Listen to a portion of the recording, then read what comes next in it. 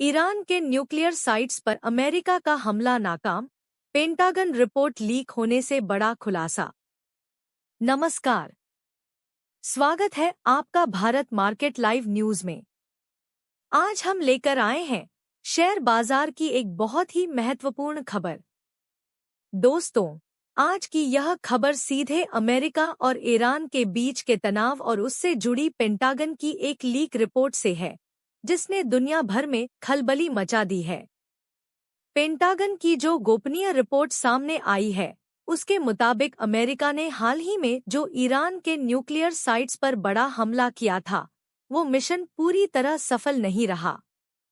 जी हां, राष्ट्रपति Donald Trump ने जिस ऑपरेशन को स्पेक्टेक्युलर मिलिट्री सक्सेस बताया था, वो रिपोर्ट कह रही है कि इससे ईरान के न्यूक्लियर प्रोग्राम को सिर्फ कुछ महीनों की ही देरी हुई है, लेकिन उसे पूरी तरह रोका नहीं जा सका है।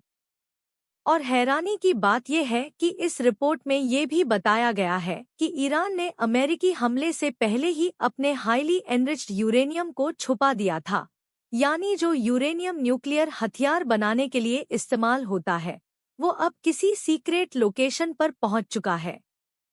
अगर आपको ये जानकारी पसंद आ रही हो तो कृपया हमारे चैनल को सब्सक्राइब करें और वीडियो को लाइक करें।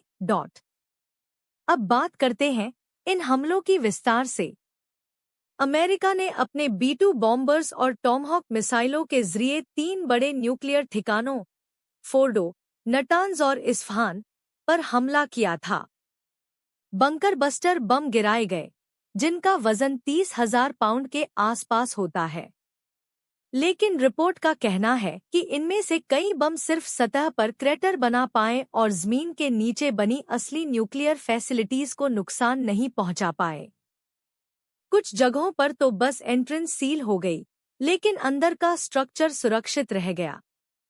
अब सोचिए, इतना बड़ा हमला, और अगर उसका परिणाम कुछ ही महीनों की देरी तक सीमित रह गया, तो सवाल तो उठेंगे ही।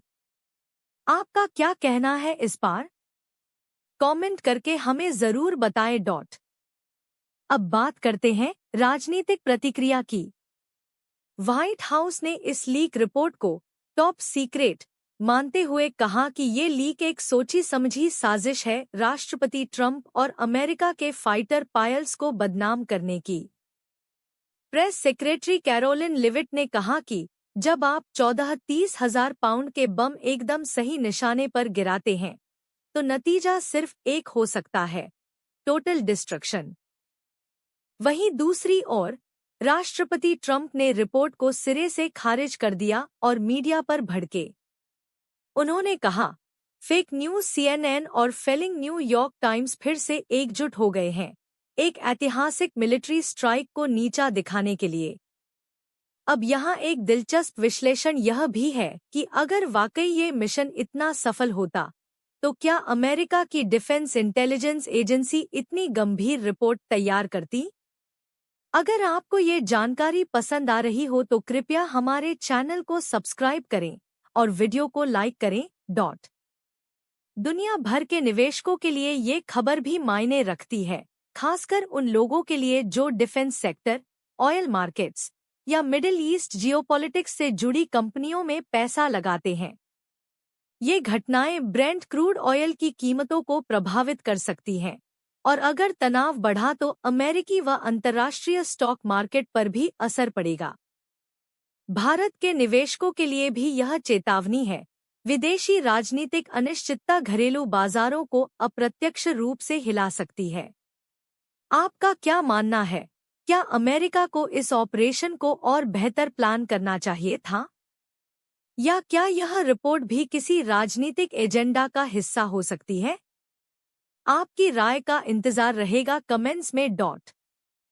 अगर आपको ये खबर उपयोगी लगी हो तो कृपया इस वीडियो को लाइक करें, चैनल को सब्सक्राइब करें और बाजार की ऐसी ही और बड़ी खबरों के लिए जुड़े रहिए। जल्दी ही मिलते हैं एक और बड़ी अपडेट के साथ। धन्यवाद।